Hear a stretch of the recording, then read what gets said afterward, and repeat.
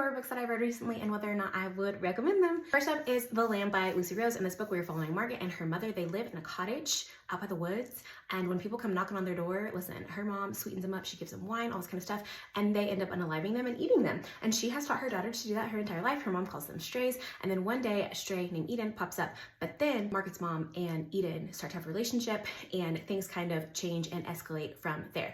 I think that this was really enjoyable. I did find it to be a little bit repetitive for what it was, and kind of exploring like feminine rage and those types of themes. It was very, very good. Next up is The Devil Takes You Home by Gabino Iglesias. In this book, we're following Mario. His marriage is on the brink of divorce. His daughter has an illness. He decides that he's going to take a job as a hitman. And then when something really horrendous happens to his family, he decides he's going to take one last job. We are following his journey and what that looks like. There is some body horror in here, but we are also seeing Mario's grief and how he is dealing with that and what that looks like. And this is my first Gabino Iglesias book, and I'm so excited to read the rest of his catalog. I thought it was done very, very well, and I think that it is definitely a read that you could read anytime, but if you're looking for something to add to your fall TBR, this is definitely it. Lastly is Merciless Waters by Ray Knowles. In this book, we are following a band of women pirates, and they have lived at sea. They don't recall their life before they entered this ship, which was really, really interesting. And then one day they bring aboard a man, and this man is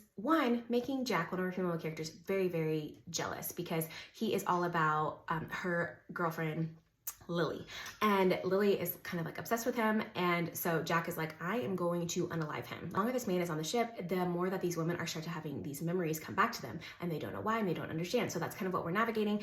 The first chapter had me absolutely hooked. The middle was the hardest part to get through. I felt like it was a little bit slow, but then the end was twisting, and for that alone, I really, really enjoyed it. And also this cover eats.